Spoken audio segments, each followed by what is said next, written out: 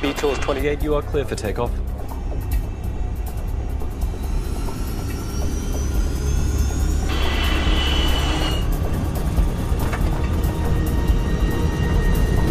Knots. Stop! Don't hammer the brakes. Don't hammer the brakes. 137 people are on board this British Air Tours flight. Within minutes, nearly half of them will be dead. This should not really have happened. Evacuate! Evacuate! The aircraft didn't even get airborne. It didn't run off the runway, and yet still 55 people were killed. For investigators, it's a familiar routine. Reconstructing the final moments inside the cabin, analyzing the wreckage and the flight data recorders. In the end, they turn to a psychologist to help them figure out how a survivable emergency turned into one of British aviation's most horrific disasters.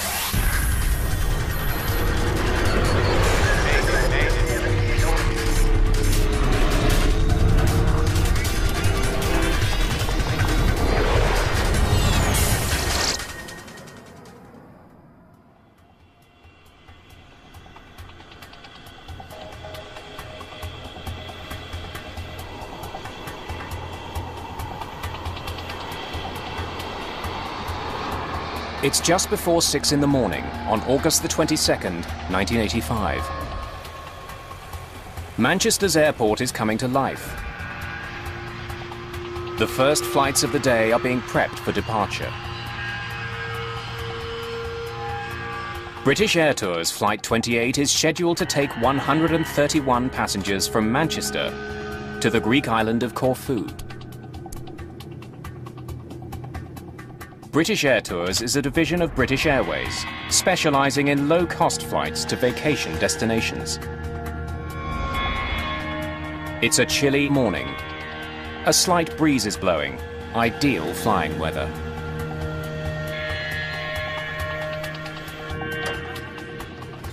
Most of the passengers on this early morning flight are traveling on vacation.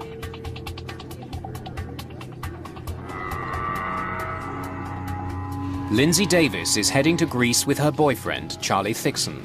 All right, let's go.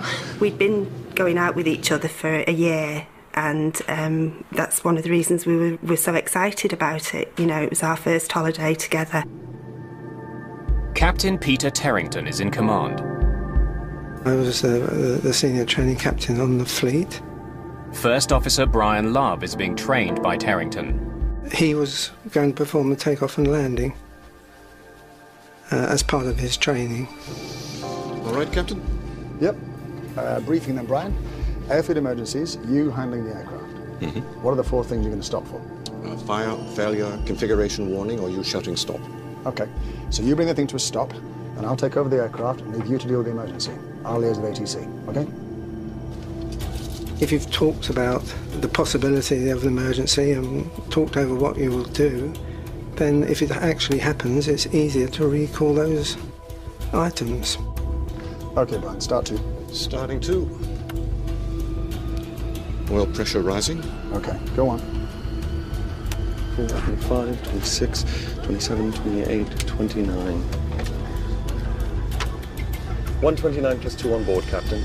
All strapped in, doors are closed and automatic. Thank you, Arthur. The crew is flying a Boeing 737.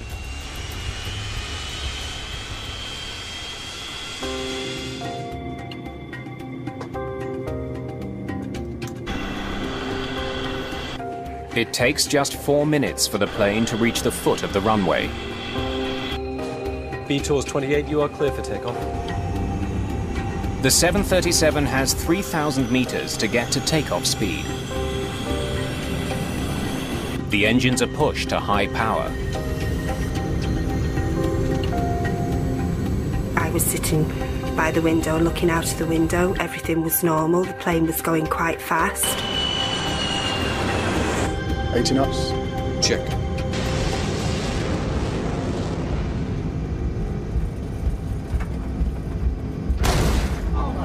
And we heard a dull thud, which sounded as if it came from outside. I was really keen to see what was going on outside, but couldn't see anything. Captain Terrington needs to act fast. Stop!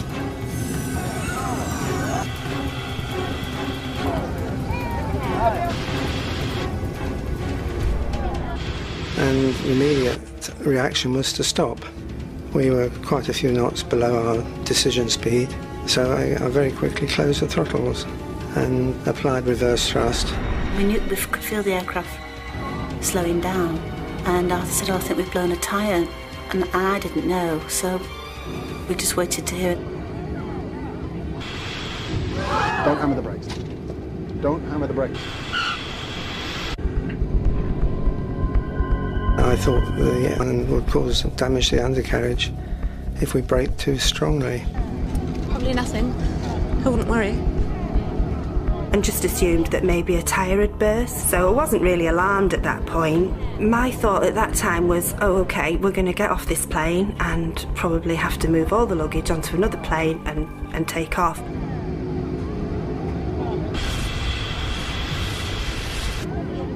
Soon, passengers on the left side of the plane see the real problem. I could see orange flames inside the back of the engine. And at that point, I thought, it's obviously not a burst tyre, that wouldn't cause that, and this is perhaps something a bit more serious. Let me by. I'm not staying there. But at that point, I knew that I wanted to get off the plane, and I wasn't happy at all. I knew that there was a fire, and I just wanted to get away from the fire. Smoke is seeping into the cabin. Please sit down. My nearest exit was at the back. I didn't want to go to the back because the smoke was coming in there. So I decided in my mind that I was going to go through the front. I said to Charlie, On, we're going. And that's when I started going towards the front of the plane. Stop it. 28 Mike, we are abandoning takeoff. Looks like we've got a fire on number 1. Looks like there's a lot of fire. Thank you. Plane on fire, runway 24. From where he's sitting, Captain Terrington can't see how bad the fire is. He needs advice from the tower. Do we have to get the passengers off? I would do by the starboard side. Terrington decides to pull off the runway. Evacuate to the starboard side, please.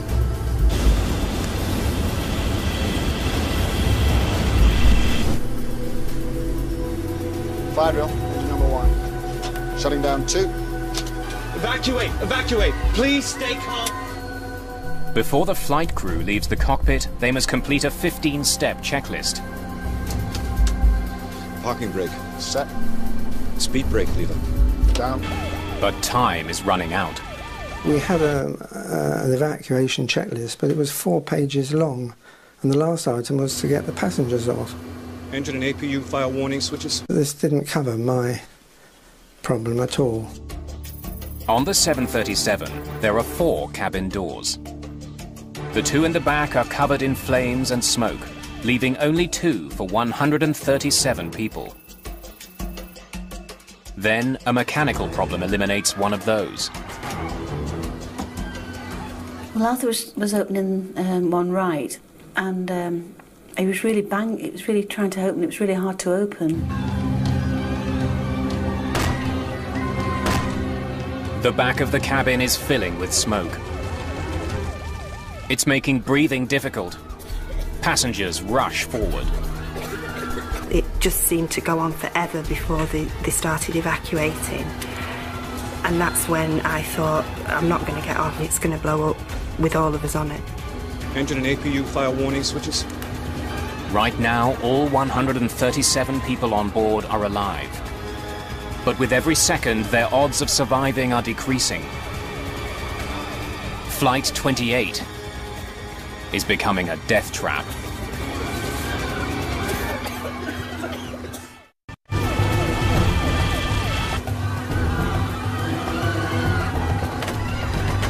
The jammed door on the right side of British Air Tours Flight 28 leaves the crew no choice. They must get the passengers out from the side of the plane that's burning.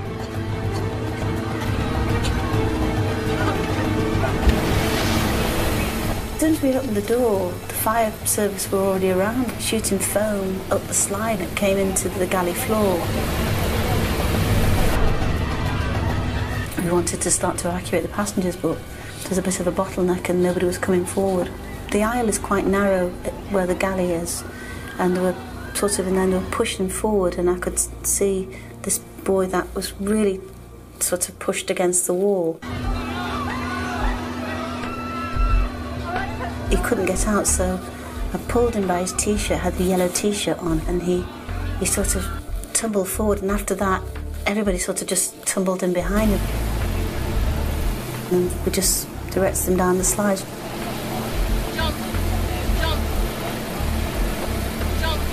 In training they tell you to, bring people to the door and you tell them to jump. Desperate to get people off the plane quickly, the purser returns to the jammed door. After several attempts, he manages to force it open. The only time I turned around was to make sure that Charlie was following me. See you out there? One thing I did see when I looked back was people going to the front, towards the front of the plane where the seats are, and pushing the seats forward, folding them down as they went along. So people were trying to rush forward from the back. The chute was open and people were just jumping up straight onto the chute. As I got to the bottom, I didn't look back at all, was just wanting to get off. Dozens of passengers have made it off the plane, but there are still many more inside. But it was smouldering and it was black, thick black smoke.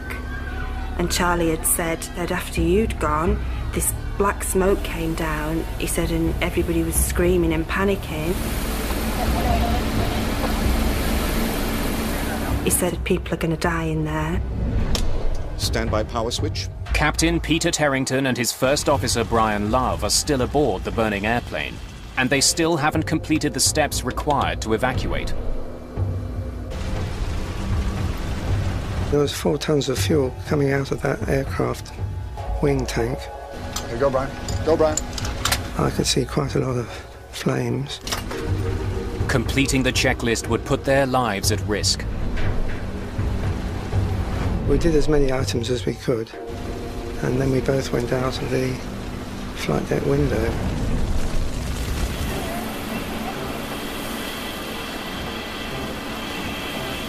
There are no more passengers at the exits, so Joanna Toff decides to see if anyone else is left in the cabin.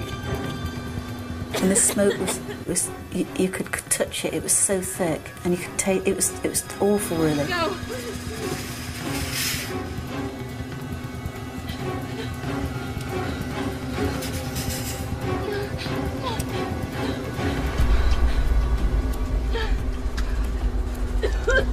There's a young girl just a bit further down in the cabin, but she was really disorientated.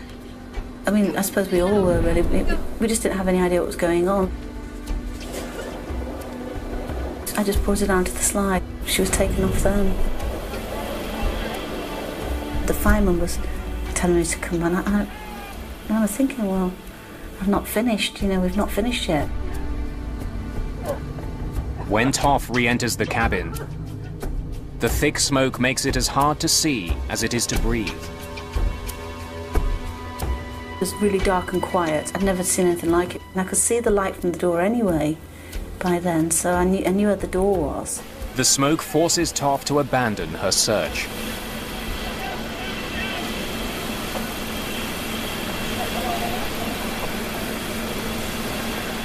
Just minutes after pulling off the runway, British Air Tours Flight 28 has been consumed by fire. We got out of a flight deck which was relatively intact, and when we turned round on the ground, we saw a complete wreck of an aircraft, and it had happened in a matter of seconds. It was dreadful. 54 people are dead. Another would die in hospital.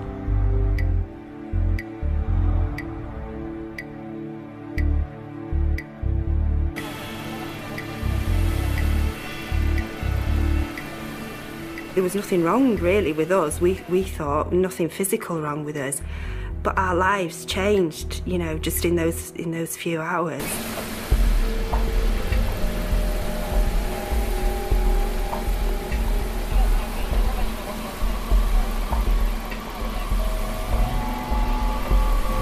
I couldn't breathe. I was virtually out the door, and I couldn't breathe then. The smoke was coming in and everybody just stood up and ran out. It was just a mad panic getting out. Because when the smoke came, you just couldn't see anything at all. Couldn't see anybody. It takes 125 firefighters more than 2 hours to put out the fire. News of the disaster soon spreads around the world. British Prime Minister Margaret Thatcher flies to Manchester to visit the scene. When we get a terrible air crash of this kind, everyone is appalled and shocked. Every single aspect of this accident will be thoroughly investigated. It has to be. This is the 4th major commercial air disaster of the year. In June of 1985, an Air India jet exploded over the Atlantic Ocean. 329 people were killed. Weeks later, 137 people died when a Delta Airlines flight crashed at Dallas-Fort Worth Airport. And just 10 days before the Manchester crash, the deadliest single aircraft accident in history. Japan Airlines Flight 123, a fully loaded 747, slammed into a mountain, killing 520 people.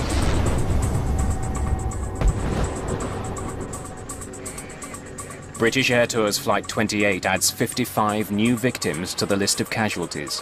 1985 is now the deadliest year in the history of commercial aviation.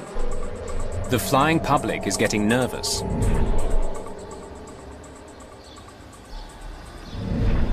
Britain's Air Accidents Investigation Branch sends a team to Manchester to unravel the events that led to the catastrophe. Among them, Stephen Moss. He'll be inspecting the plane's engines. This should not really have happened. The aircraft didn't even get airborne. It didn't run off the runway, and yet still 55 people were killed. Chris Prothero is also on the team. His focus is on the fire. We were aware from initial reports that the fire had entered the aircraft very rapidly as the aircraft came to a halt, and that was a focus for me. It doesn't take too long for Stephen Moss to figure out where the trouble started. He sees damage to the plane that was not caused by fire. Well, the first thing we noticed clearly was the hole in the underside of the wing. And right next to it was a gaping hole in the side of the engine. It seems that one had led to the other.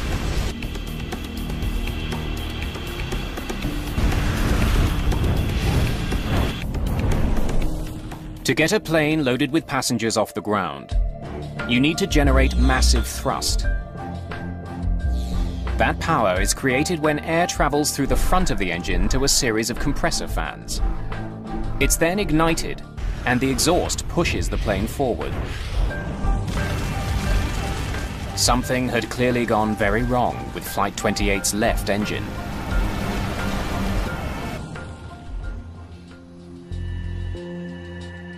Investigators look for clues on the runway and in the cabin, hoping to discover why so many people died.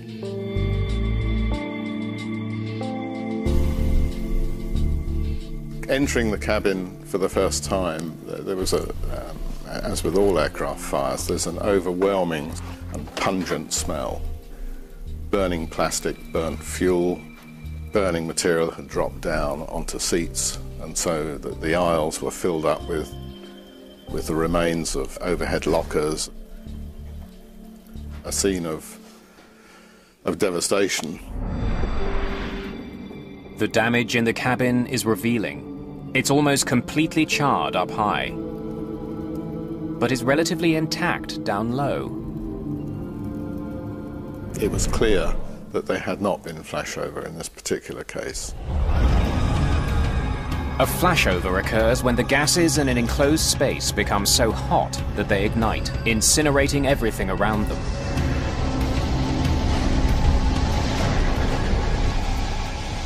The way Flight 28's cabin is charred tells Prothero about the nature of the fire. Many of the seat squab, cushions, even things like the emergency evacuation cards, which are just plastic laminated cards, were pretty much undamaged. You could have wiped them off and put them on another aircraft and nobody would have known they'd been in this accident, whereas at the upper levels in the fuselage there was a great deal of heat damage, and this is not a characteristic of a flashover. The fire in the cabin had been severe, but should not have been catastrophic.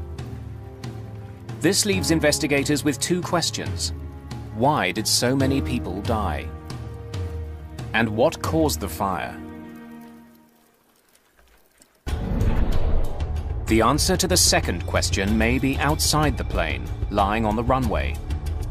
Investigators find a large piece of dome-shaped metal along the plane's path. Stephen Moss can see it's from a piece of the engine called a combustor can.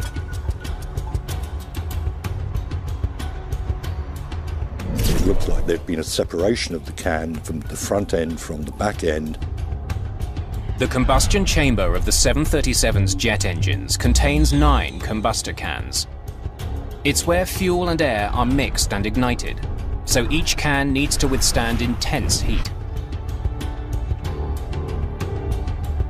Moss suspects the fractured can somehow blew apart and destroyed the plane's left engine. It had struck an underwing fuel tank access panel and put a sizable hole in that, which directly led to the release of a vast quantity of fuel. Proving the piece of the combustion can penetrated the wing is easy. It fits neatly into the hole in the wing. This was clearly, if you like, the root cause of the accident. The engine on the plane is a Pratt & Whitney JT8D. For Moss, that's of grave concern. At the time, was probably the most widely used jet engine on commercial air transport in the world. And it was obviously pretty urgent that we try and find the cause of this one in order to prevent other aircraft having the same problem. There are tens of thousands of combustor cans in service around the world. One of them erupted in Manchester. Stephen Moss needs to find out why it failed. And fast.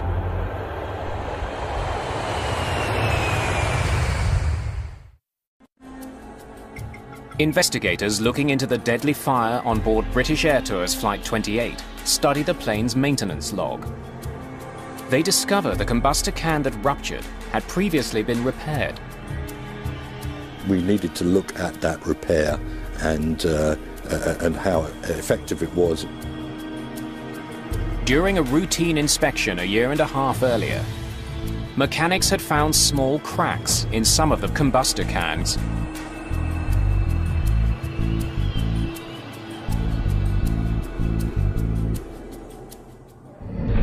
It was certainly not uncommon to find fatigue cracks in the cans. They're operating in a high temperature environment.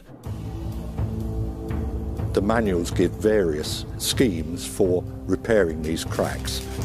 Investigators find mechanics repaired the cracks according to a procedure laid out in the engine repair manual. They welded them closed. But the crack on can number 9 was unusually long.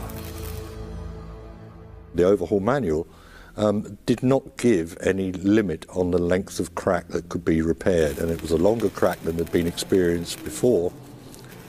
It was still repaired.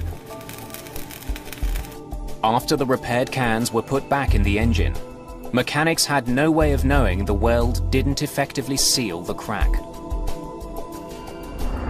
That's because the cans can't be inspected while the engine is on the plane. Since the repair, there were 11 reports of slow acceleration from the engine that exploded in Manchester. A damaged combustor can could have been a reason for the problem. But troubleshooting guides available to mechanics in Manchester didn't list that as a potential cause. Instead, Pratt & Whitney offered other ways to fix the acceleration problem.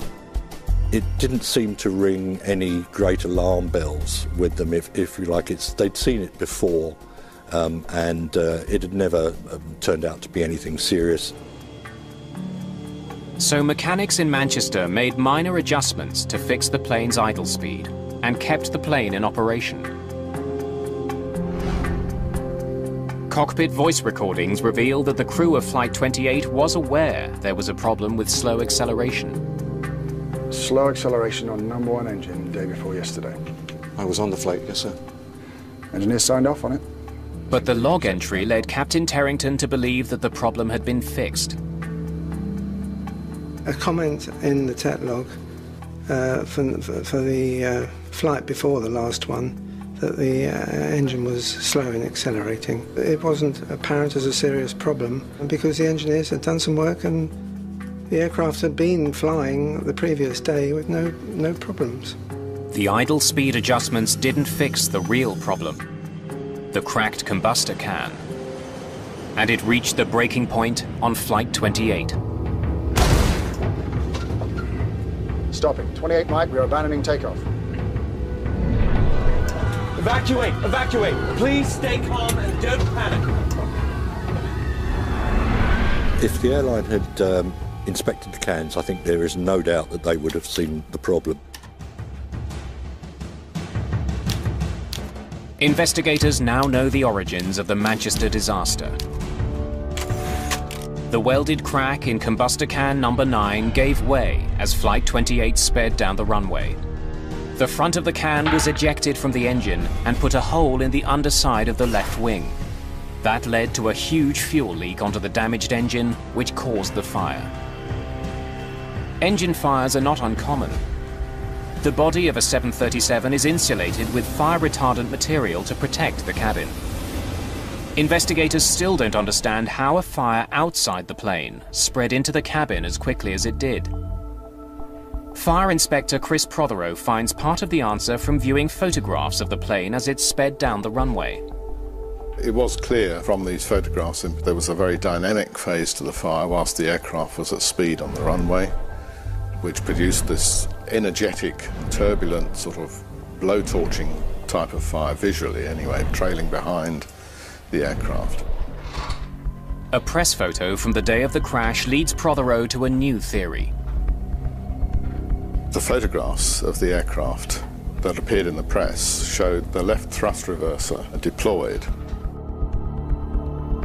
The general impression that one got visually from that photograph was that the thrust reversers had effectively blowtorched fire against the side of the fuselage, and that, if you like, was the explanation as to why the fire had penetrated so quickly. That photograph and the implications of it actually therefore loomed quite large. Stop! There are several ways to bring a speeding jetliner to a halt. One is with the brakes. Don't hammer the brakes. Another is with the engine's thrust reversers. Thrust reversers redirect the exhaust from the jet engine forwards. This helps slow the plane down. It looked as though the thrust reversers had simply blown this big fire on the left of the aircraft directly onto the side of the aircraft, directly onto the rear fuselage. That would explain why the fire destroyed the cabin so quickly. It now seems possible that Captain Terrington made the fire worse by trying to slow his plane down. But Prothero has two good reasons to doubt his theory. One is the location where charring from the burning exhaust gas, or efflux, was found.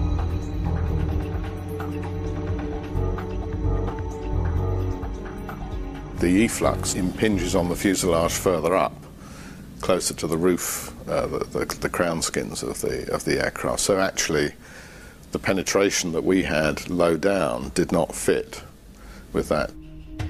And the other reason is, by the time the thrust reversers were deployed, the left engine had already exploded. But to act as a blowtorch, the engine would have needed considerable exhaust. We did calculations to confirm that the residual thrust from that engine would not have had the energy to have this effect. That confirmed that the thrust reversers couldn't actually have played any role, or significant role anyway, in the fire's severity. Clearly, something other than the thrusters had caused the fire to spread so quickly. Prothero looks more closely at the data. After examining weather reports from the day of the accident, he finds the answer.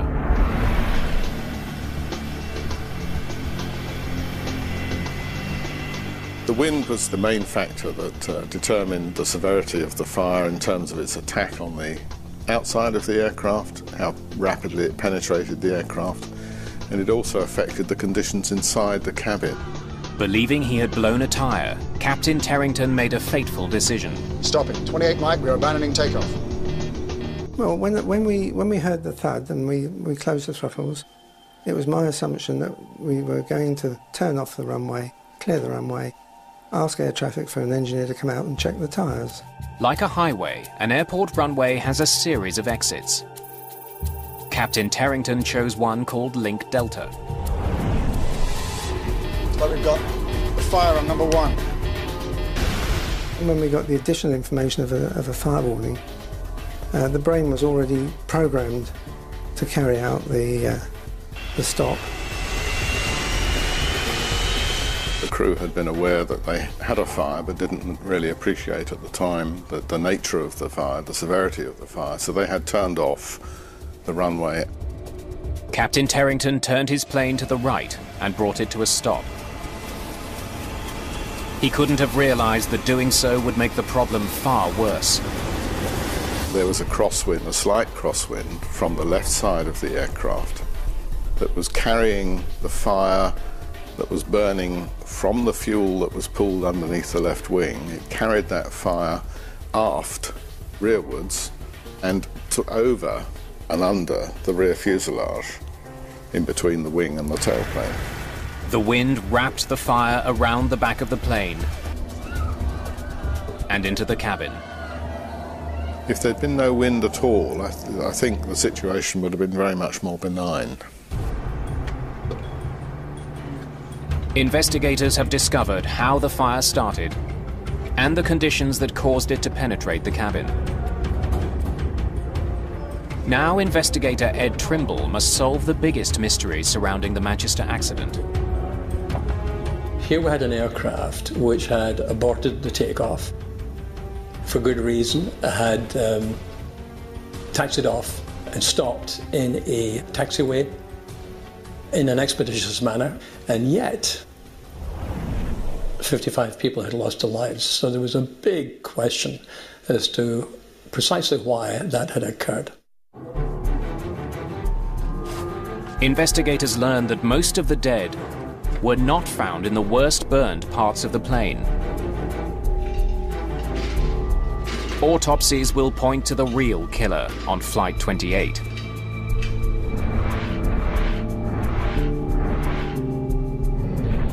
Of the 54 people who died in the cabin, only 6 had suffered serious burns. All the rest died from smoke inhalation. It seems the smoke in the cabin was particularly lethal. Survivors tell investigators that the smoke was unbearable. The smoke was really black, and it was almost touching. It was really weird. And they say the effect of that was shocking. Immediately, you took one breath of the smoke, you began to feel debilitated, and you knew that if you took another breath or two, you weren't going to make it. At the time of the Manchester accident, the effects of fire on an airplane had been well studied and understood, but the effects of smoke were not. To figure out what made the smoke so toxic, Trimble decides to recreate the fire that burned on Flight 28. We were trying to model not only the gases which were produced, but also the kind of threat levels which were produced. The smoke that filled the plane was from materials burning inside the cabin. The foam in the seats, the wool in the carpets, and the plastic overhead bins all release poisonous fumes. Those conditions are recreated by burning those same materials. Trimble discovers the passengers on Flight 28 inhaled smoke that contained a deadly blend of poisonous gases, including high levels of carbon monoxide and hydrogen cyanide. Now he desperately needs to find out if there's any way to protect airline passengers from that kind of smoke. So it seemed to me pretty clear that unless we could protect people's respiratory systems from the assault from such combustion gases, there was little that we could do to improve survival chances from aircraft fires. Over the course of 5 weeks, investigators run dozens of tests, experimenting with different filters.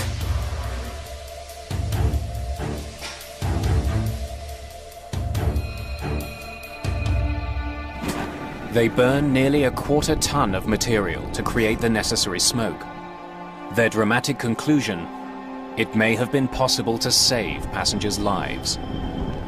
There was not the slightest doubt in my mind that in these situations, in an aircraft cabin, if it is being assaulted by combustion gases, your chances of survival are vastly improved if you have smoke hood protection.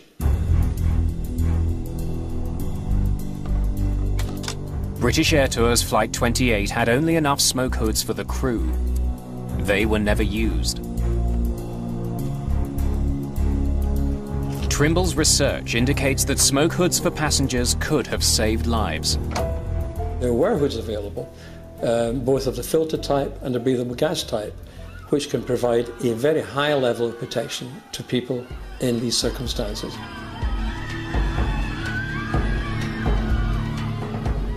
Many of the passengers on Flight 28 would have survived with a few more minutes of breathing time.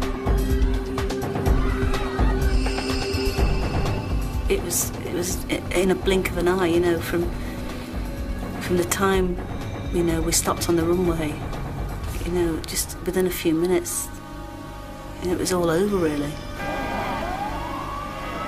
A full Boeing 737 is designed to be evacuated in less than 2 minutes. So even without additional time, more of the passengers on Flight 28 should have been able to get off. To discover why so many people never made it off the plane, investigators turned to an unlikely source for the answer.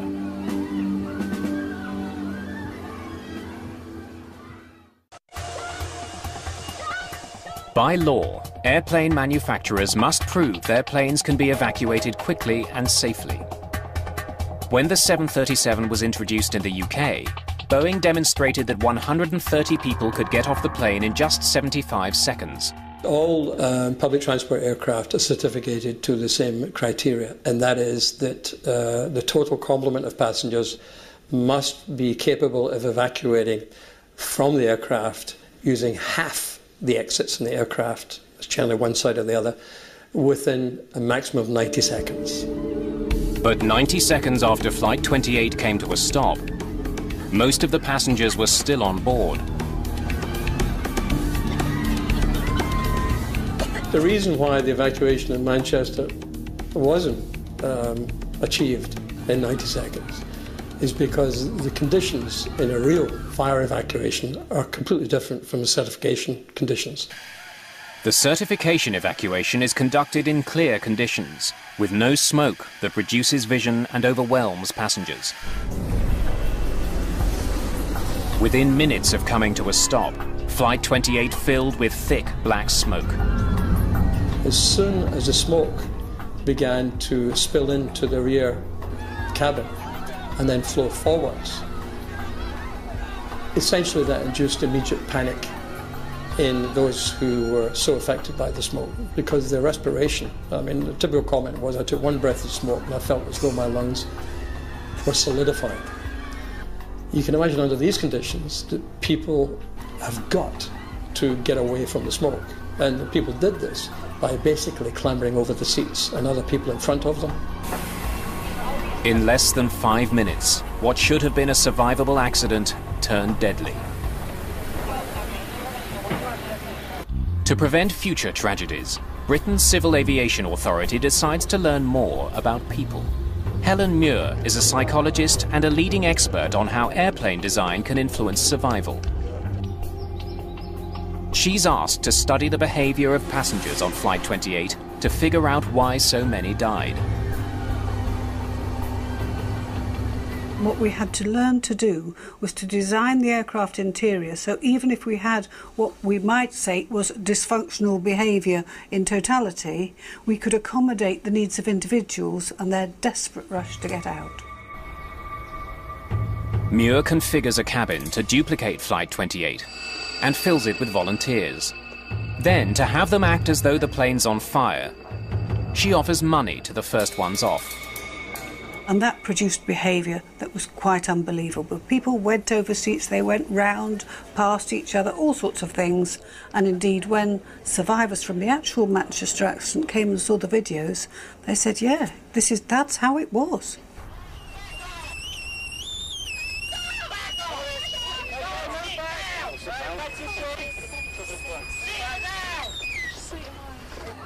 The evacuation of Flight 28 was slowed by the fact that passengers became jammed in the bulkhead opening separating the main cabin from the galley. Investigators discover the logjam was created by the design of the Boeing 737. The bulkhead opening was 22.5 inches wide, just enough for one person to fit through.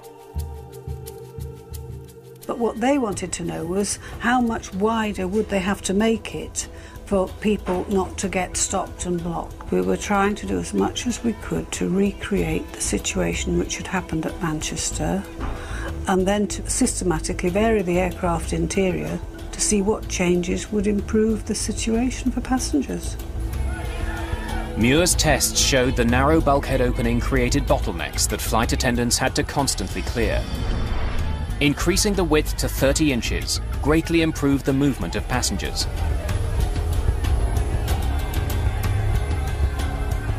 But we showed through repeat testing that if you changed the minimum gap from 20 to 30 inches, you would dramatically improve the speed at which people could get out and you'd reduce the likelihood of people falling and slipping and so on.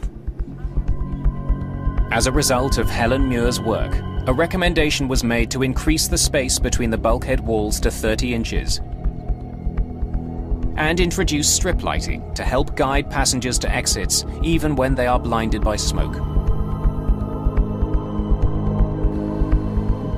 Muir also found a way to improve cabin safety without redesigning the cabin.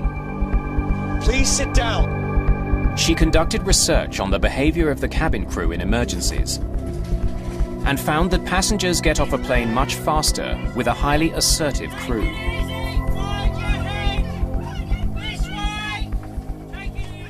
It's because we don't want people really making their own decisions. We want people to do exactly what the cabin crew or the procedures state, and we don't want people hesitating, particularly at the door. Helen Muir's research prompted manufacturers to redesign cabins to make them safer. But one safety feature remains controversial: smoke hoods. Ed Trimble believes they should be mandatory on all commercial flights. Without a doubt. Without a doubt. Helen Muir is less convinced. She's studied how smoke hoods affect passenger behavior and is worried they would slow down the orderly evacuation of an airplane. We know you've only got literally 1.5 to 2 minutes for everybody to get out. What we don't want to have is something which is difficult to put on, and so it slows people getting down. The most important lesson of British Air Tour's Flight 28 is that seconds matter. It's now universally accepted that it takes 90 seconds from the first sign of fire before it becomes unsurvivable.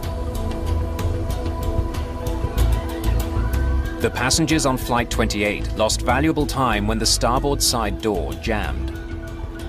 The investigators determined that the slide mechanism deployed too early preventing the door from opening. There was a flaw that led the slide container's lid to jam if the door is opened too quickly. After the Manchester accident, Boeing quickly redesigned the system so that couldn't happen. But the recommendations made by the AAIB weren't adopted quickly enough to save lives 6 years later. In 1991, a Boeing 737 slammed into another plane on the runway in Los Angeles and caught fire. Many of the 22 people who died were overcome by smoke before they could get out. But in 2005, the crash of an Air France jet in Toronto showed how much has changed since the Manchester accident. All 309 people got off that plane in just 90 seconds. No one died. Some major changes to commercial airliners All right, the door's open. came about because of a flight that never left the ground. And that's the only way I can resolve it, with the death of 55 of my passengers. The fact that flying is now safer.